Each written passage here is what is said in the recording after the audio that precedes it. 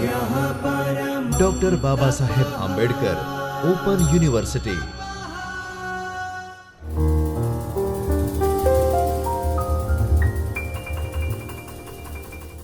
નમસ્કાર. Doctor Baba Saheb Ambedkar open યુનિવર્સિટીમાં હું ડૉક્ટર દિલીપ ચાવડા આપનું હાર્દિક સ્વાગત કરું છું. વિદ્યાર્થી મિત્રો, આજ રોજ આપણે પેપર નંબર 308 આર્થિક વૃદ્ધિ અને આર્થિક વિકાસમાં એકમ નંબર 15 આર્થિક વિકાસ અને ગરીબીનો અભ્યાસ કરીશું.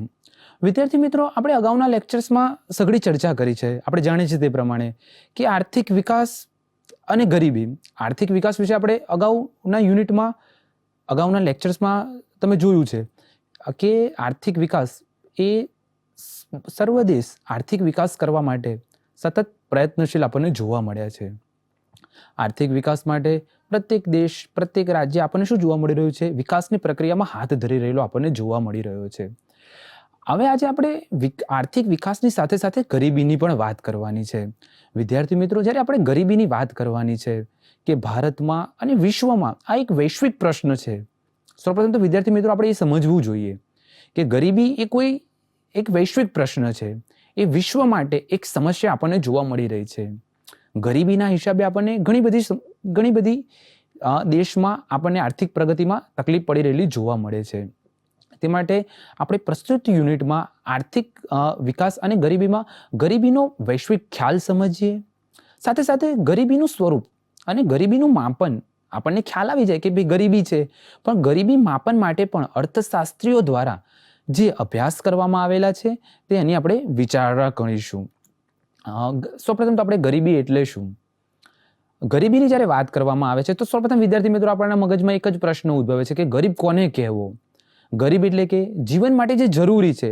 જીવન માટે જરૂરી એટલે આપણે રોટી, કપડાં, મકાન કહીએ છીએ. એટલે આહાર, રહેઠાણ અને વસ્ત્ર જે વ્યક્તિને પ્રાપ્ત ના થતા હોય તે સ્થિતિને આપણે શું કહીએ છીએ? ગરીબ તરીકે ઓળખીએ છીએ.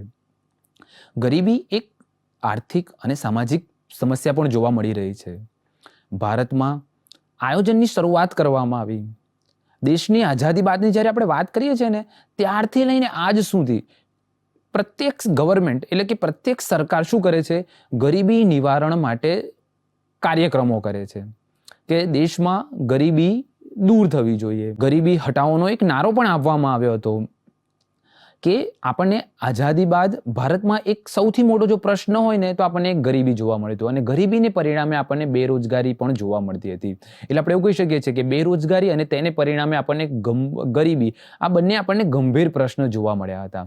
અને ગરીબીની સમસ્યા એ માત્ર વ્યક્તિને ગરીબ જ નહીં પરંતુ દેશના આર્થિક વિકાસને પણ અટકાવતો જોવા મળે છે.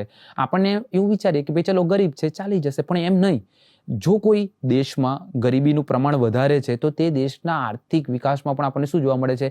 એના વિકાસમાં આપણે તેને અવરોધ તરીકે ઓળખી શકીએ છીએ. કારણ કે વસ્તી, જે માનવ ધન છે, જો એ સમૃદ્ધ હોય તો આપણને શું જોવા મળશે? દેશ સમૃદ્ધિ કરી શકશે. પણ જો માનવ ધન જ દેશમાં જ ગરીબી હશે તો આપણને શું જોવા મળશે?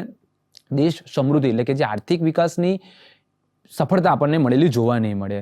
આપણે ગરીબીના ખ્યાલની વાત કરીશું તો વિદ્યાર્થી મિત્રો, ગરીબી બે પ્રકારની આપણને જોવા મળે છે. એક સાપેક્ષ ગરીબી અને એક નિરપેક્ષ ગરીબી. તમને પૂછાઈ શકે છે કે ભાઈ ગરીબી કેટલા પ્રકારની હોય છે? તો સાપેક્ષ ગરીબી અને બીજી છે નિરપેક્ષ ગરીબી. વિદ્યાર્થી મિત્રો, સાપેક્ષ ગરીબી એટલે શું? જો સાપેક્ષ ગરીબી એટલે અહીંયા આપણે શું કરવાનું છે? કમ્પેરિઝન કરવાની છે, તુલના કરવાની છે.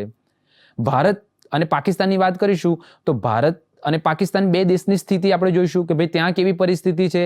એટલે અહીં ગાડી સાપેક્ષતાનો મતલબ અહીં ગાડી આપણે શું કરીએ છીએ? તુલના કરીએ છીએ. એટલે કોઈ એક દેશના સંદર્ભમાં બે રાજ્યની પણ આપણે શું કરી શકીએ છીએ? તુલના કરીએ છીએ. તેને આપણે શું કરીએ છીએ? સાપેક્ષ ગરીબી તરીકે ઓળખીએ છીએ. એટલે સાપેક્ષ ગરીબી સમાજના જુદા જુદા વર્ગની તુલના કરવામાં આવે છે કે ભાઈ આ વર્ગની કેવી પરિસ્થિતિ છે અને આ વર્ગની કેવી પરિસ્થિતિ છે. વિદ્યાર્થી મિત્રો, તેના માટે આપણે એક સરસ ઉદાહરણ દ્વારા સમજીએ કે આપણે ભારતની વાત કરીએ છીએ તો ભારતમાં ગુજરાત રાજ્યની વાત કરીએ અને ગુજરાતની જોડે બિહારની વાત કરીએ તો આપણને આગળ એવું જોવા મળશે કે બિહાર આપણને થોડું ગરીબ રાજ્ય જોવા મળી રહ્યું છે.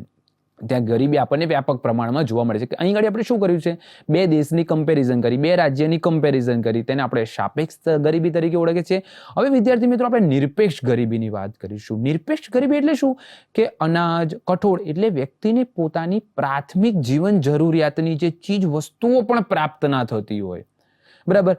અને એટલી પણ તે વ્યક્તિ આવક ના ધરાવતો હોય. એટલે અહીં ઘડી શું કરવામાં આવે છે, એક કમ્પેર કરી દેવામાં આવે છે કે એક નિશ્ચિત ધોરણ નક્કી કરવામાં આવે છે કે ભાઈ આટલા ધોરણ સુધી વ્યક્તિ જો ના કમાતો હોય તો તેને આપણને નિરપેક્ષ ગરીબી તરીકે જોવા મળે છે.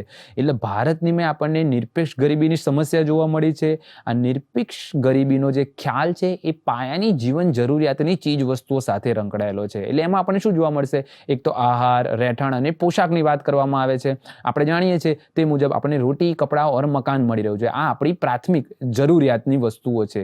વ્યક્તિને એને 2 ટાઈમ આહાર મળી રહે, એને રહેઠાણ મળી રહે, હવા ઉજાસવાળું એનું મકાન હોવું જોઈએ, અને એને કપડાં મળી રહે. એટલે એના પોશાકની વાત કરવામાં આવી છે. બરાબર.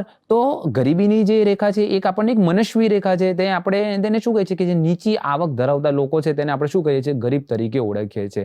હવે સાથે સાથે વિદ્યાર્થી મિત્રો અહીં આગળ શું છે, ન્યૂનતમ વપરાશનું ધોરણ અને ન્યૂનતમ કેલેરીની પણ વાત કરવામાં આવી છે. જ્યારે આપણે નિરપેક્ષ ગરીબીની વાત કરીએ છીએ ને તો ન્યૂનતમ વપરાશ એટલે ન્યૂનતમ એટલે ઓછામાં ઓછું પોતાની જીવન એટલે રોટી, કપડાં અને મકાન માટે એને જે આવક જોઈતી હોય એટલી પણ જો એની પાસે આવક ના હોય ને તો આપણે શું કહીએ છીએ કે એને આપણે ગરીબ તરીકે ઓળખીએ છીએ. સાથે સાથે આપણે વાત કરીશું કે ન્યૂનતમ કેલેરી, જો અહીં આહારની વાત કરવામાં આવે છે, કોઈ પણ વ્યક્તિ છે એને પૌષ્ટિક આહાર મળવો જોઈએ. એટલે નક્કી કરવામાં આવ્યું છે કે ભાઈ ગ્રામ્ય વિસ્તાર અને શહેરી વિસ્તારમાં કેટલો પૌષ્ટિક આહાર મળવો જોઈએ વ્યક્તિને એક પ્રતિદિનની જ્યારે વાત કરીએ છીએ. તો ન્યૂનતમ કેલેરી, જે આપણે આહાર લઈએ છીએ, જે ભોજન લઈએ છીએ, ભોજનમાંથી આપણને શું મળે છે, કેલેરી મળે છે. તો અહીં આગળ શહેરી વિસ્તાર અને ગ્રામ્ય વિસ્તાર માટે શું કરવામાં આવ્યું છે, એક નક્કી કરવામાં આવેલું છે, એક ધોરણ નક્કી કરવામાં આવ્યું છે. તો આપણે કહીશું કે શહેરી વિસ્તારમાં આપણને શું જોવા મળી રહ્યું છે, 2100 કેલેરી મળતી હોવી જોઈએ, અને ગ્રામ્ય વિસ્તારની વાત કરવામાં આવે છે ત્યાં આપણને 2400 કેલેરીની વાત કરવામાં આવે છે. ગ્રામ્ય વિસ્તારમાં મોટા ભાગે શ્રમવાળું કામ કરવાનું હોય છે. એટલે વ્યક્તિએ શું છે ત્યાં વધુ એને આહાર મળે, આહાર એટલે કે એને વધુ કેલેરી વાળો આહાર મળે, એટલા માટે ત્યાં 2400 નક્કી કરવામાં આવેલું આપણને જોવા મળે છે.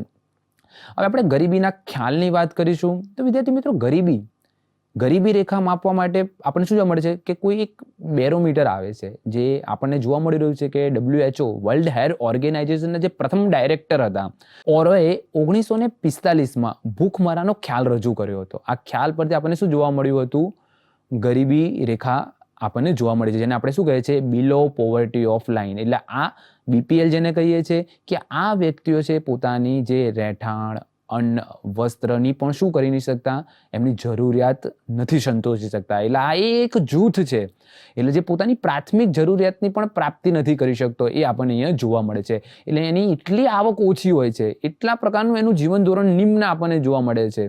તો એનાથી શું, વ્યક્તિ પોતે 2 ટાઈમ જમી નથી શકતો, એને પોતાના કપડાં નથી મળતા પહેરવા લાયક, અને એની પાસે રહેવા માટેનું મકાન આપણને જોવા નથી મળતો. એટલે તે વ્યક્તિને આપણે શું કહીએ છીએ, BPL તરીકે ઓળખે છે, એટલે જેને આપણે બિલો પોવર્ટી ઓફ લાઇન તરીકે ઓળખવામાં આવે છે.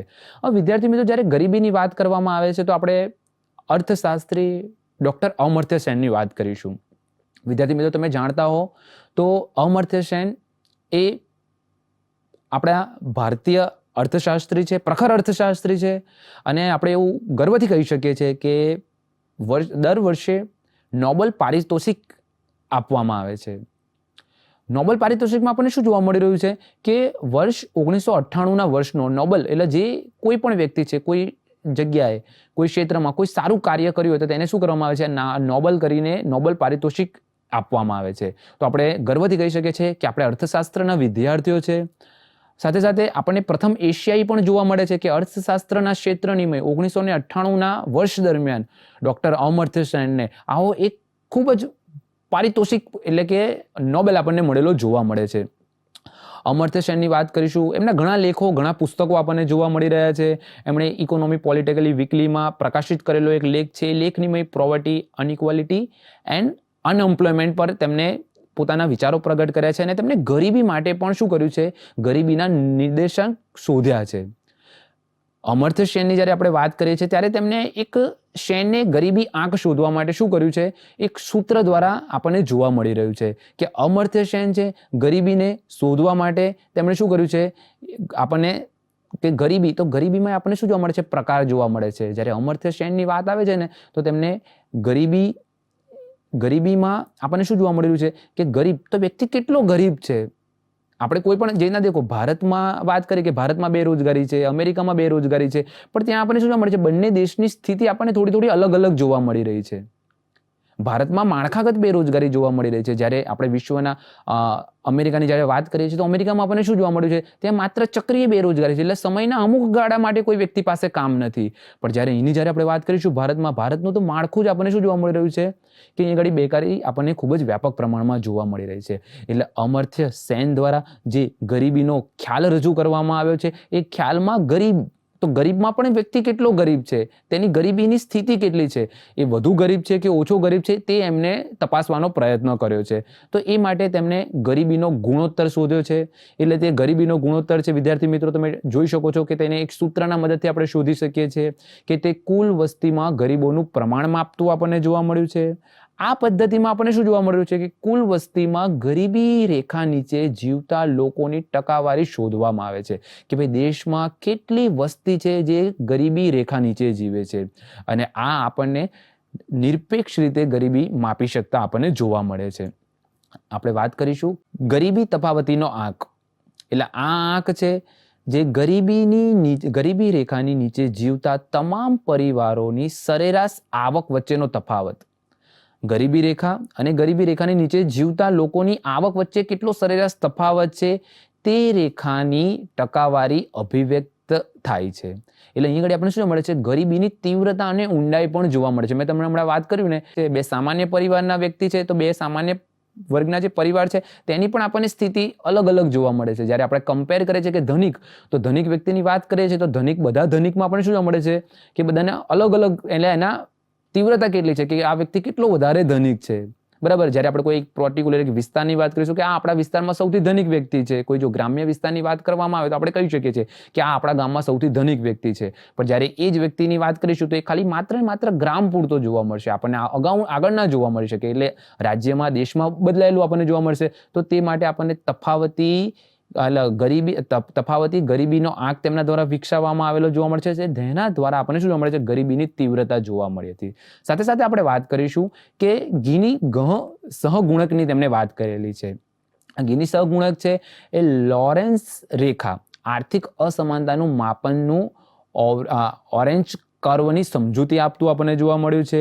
જે વહેંચણીની અસમાનતા આપણને ભારતમાં સૌથી મોટી શું જોવા મળી રહ્યું છે, જે આવકની અસમાનતા જોવા મળી રહી છે. આ ભારતમાં આવક અને સંપત્તિને આપણને શું જોવા મળી રહી છે, અસમાનતા જોવા મળી રહી છે. જે ધનિક વ્યક્તિ છે એની પાસે ખૂબ જ ધન છે, જ્યારે આપણે વાત કરીશું એની પાસે ખૂબ જ સંપત્તિ પણ આપણને જોવા મળી રહી છે. એટલે આપણે ત્યાં શું જોવા મળ્યું છે, વહેંચણીની અસમાનતા જોવા મળી છે. જો સમાન રીતે વહેંચણી થયેલી હોય તો પ્રત્યેક નાગરિકો પાસે સરખા પ્રમાણમાં આવક હોય, સરખા પ્રમાણે સંપત્તિ જોવા મળશે.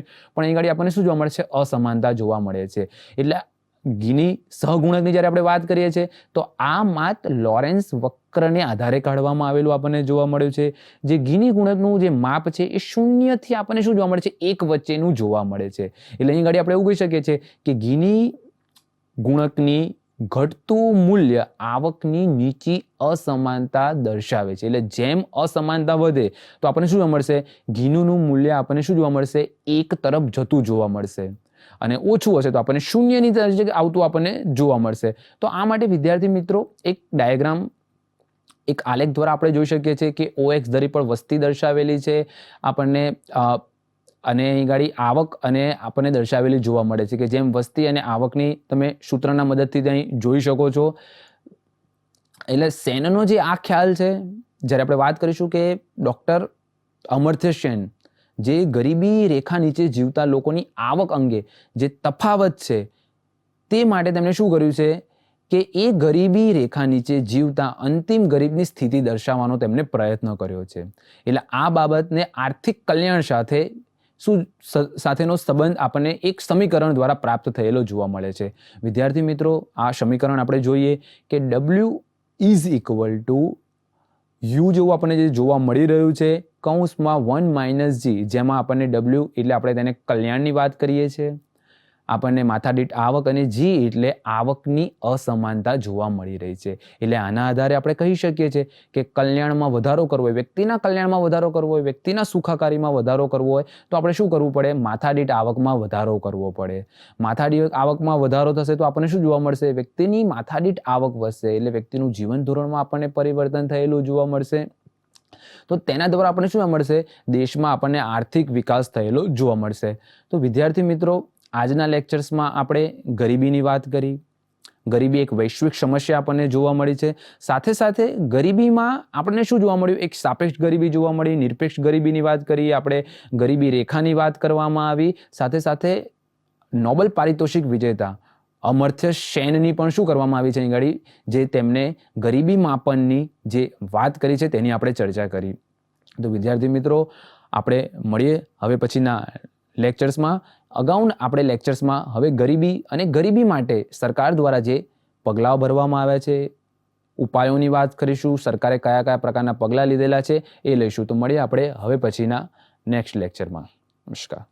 स्वाध्यायः